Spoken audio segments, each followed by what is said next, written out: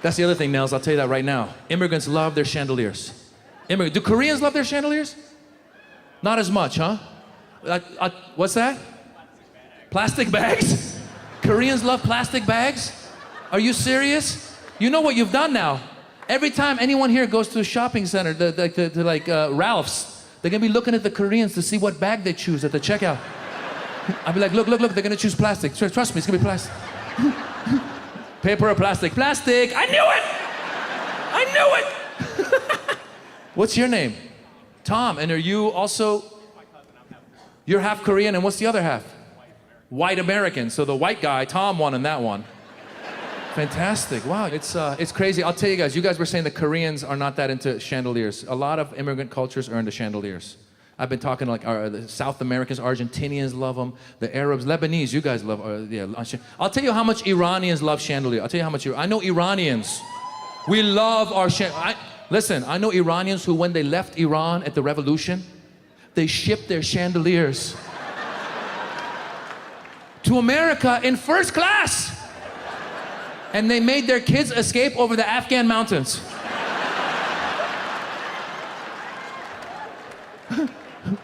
They were like, well, I have one plane ticket. We know who's gonna get that. The light of my life. Literally. Man, you guys don't even know, man. You don't even know. Recently, people have been bringing their grandparents to my shows. And I love grandparents, but they've been bringing grandparents that don't speak English. I don't know why. I don't know if they think I'm gonna do a joke in Persian. I've never done a joke in Persian, but I think that they think I might. I feel bad, because they come and I can see that they don't understand a single word I'm saying. I feel bad, I was doing a show and there was this guy with his mom, right around where you guys are sitting, and the poor lady was the sweetest lady. Every time I would look over, she's just being sweet, but she could not understand a single word. Every time the whole show I'd look over, she's just...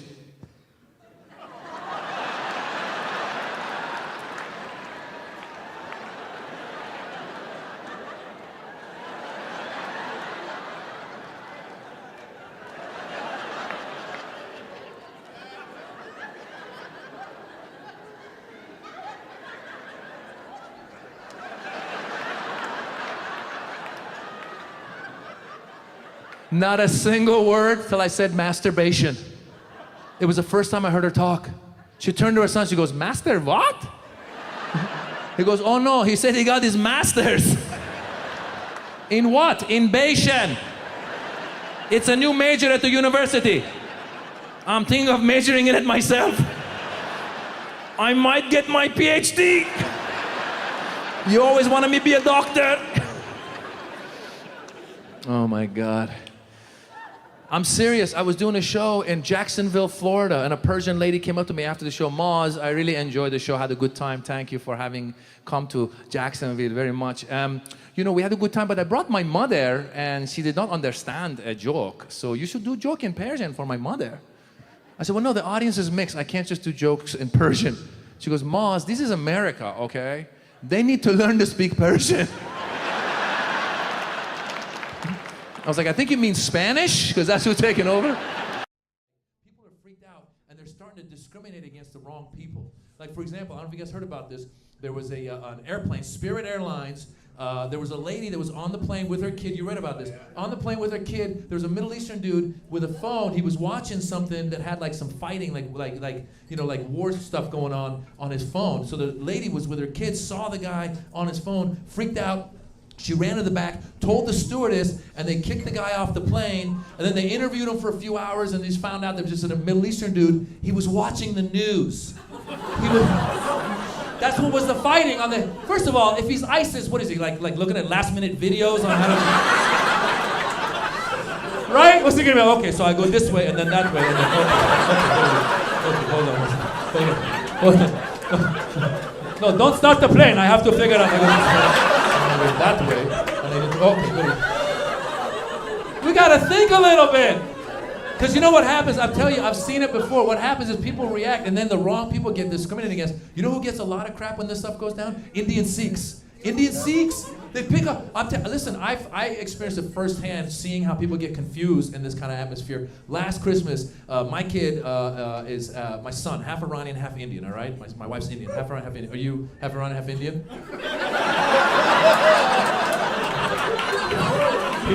one. He goes, woo!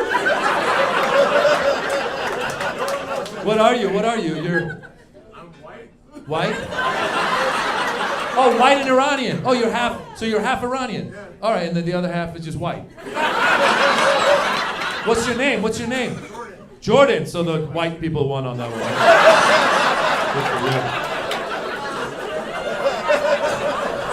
Well, listen, Jordan. Let me tell you the story. This is the story. This is the story of how people get confused about what to do, right? So Jordan, last Christmas, my son half Iranian, half Indian, neighbor's kid half black, half white. We live in Los Angeles, very diverse. All right, they're used to seeing diversity. My neighbor's kid had his cousin come visit from Wisconsin. Little white kid from Wisconsin came to visit, 6 years old. We went. I just looked at you. You're a white guy. I just looked at you fine. That's all right. You're what? 163rd Cherokee. 163rd Cherokee. How the hell does that shit happen? How many people were involved in the... This guy, 163rd. His parents, there was one night at the United Nations. There was a Cherokee, there was a Russian guy, there was 4 Italians, there was 5 Germans. There were 63 people. It was an orgy, you know?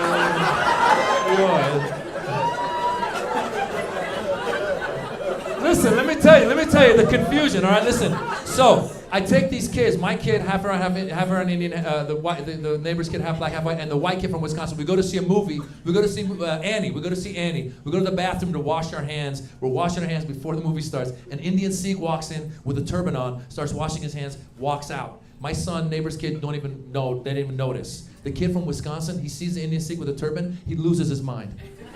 He turns to me, he goes, "That guy was ISIS!" I go, "What?" He goes, "He was ISIS!" I go, "No, dude, calm down." I go, "That's an Indian Sikh. That's not..." I go, "First of all, I don't think ISIS would come to see Annie."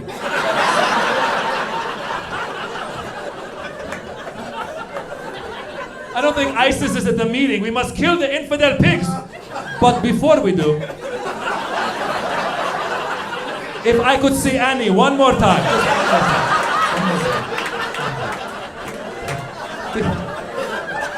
Because when she sings, "It's a hard knock life for us." Yes, it is, Annie. I am an orphan like you. I told the guy, I go, secondly, I go, "My son, you've been playing with him all weekend. He's half Indian." The kid got confused. He goes, "Your son is half ISIS?" I go, "No." I go, "My wife was born in India." He goes, "Your wife is ISIS?" I go, "No, my wife's not ISIS." I go, "I mean, she terrorizes me, but that's because she's my wife. She's more like wife-sis. It's an offshoot. They're terrorizing husbands all over the world." But I told him, I said, "You need to go back to Wisconsin and stop watching Fox News, all right? That's just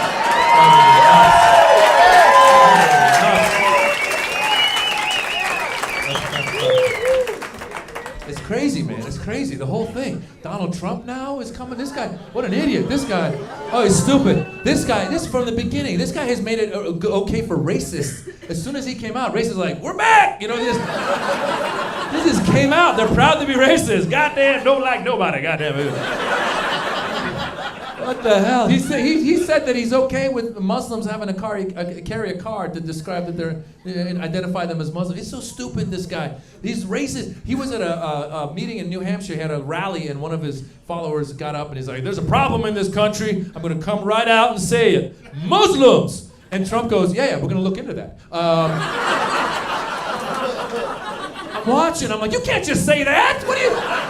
Like it's a legitimate suggestion. Okay, yeah, put that on the list. How do you spell it? M-U-S-L-I-M, right there. I haven't heard of those people. This bastard. We'll take what we can get, man, because it's been tough. It's been tough. For a while, it was bad. For a while, it looked like Iran was next. For a while, it looked like the Bush administration was attacking countries alphabetically in reverse order. Wasn't looking good. But now we got Obama. So that's cool. We got Obama now. Yeah. I don't know if you heard, but the president of Iran actually sent a congratulatory letter to Barack Obama when he won the presidency. He sent him a congratulatory, and I got a friend of mine who actually has some connections, and he knows what was in the letter. He told me. Yeah, he did. He told, basically, the president of Iran wrote the letter, you know, Dear Barack, congratulations. Your middle name is Hossein. I have a cousin named Hossein.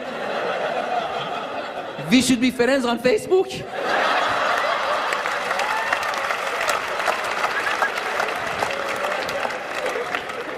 Barack, I want to poke you. Swear to God, that's what it said. Swear to God. Swear to God. That's a Facebook term in case any Iranians are gonna... All right? You have a problem, contact Facebook, not me. Why you say poke? What is that, Mons? What is it? Iran, you know, I was worried for Iran when we went to war with Iraq. Because Iraq sounds a lot like Iran, and I was worried if there was one president who was gonna mess it up and bomb the wrong country. George Bush. Not too good with the alphabet. I actually saw an interview with Condoleezza Rice before the Iraq War on CNN, and I swear to God, she said, yes, we are gonna bomb Iran. I mean Iraq. She did like that, like the cartoon. She's like, I was watching at home, I'm like, you can't mess it up! You're the brains of the operation, you can't mess it up! And that's when I realized, if I were Iran, I would have just changed my name back then. I would have called a press conference, be like, thank you for coming, LA Times, New York Times, Time Magazine, thank you for coming. We have a special announcement to make. Starting today, Iran is now Canada.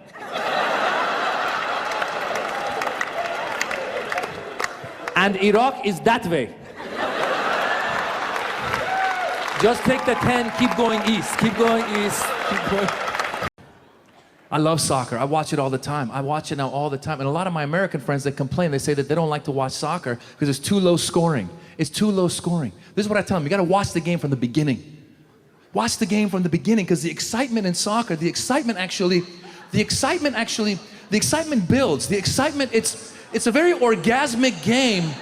If you watch soccer from the beginning, from the oh my God, that was close, that was close, that was close, that was close.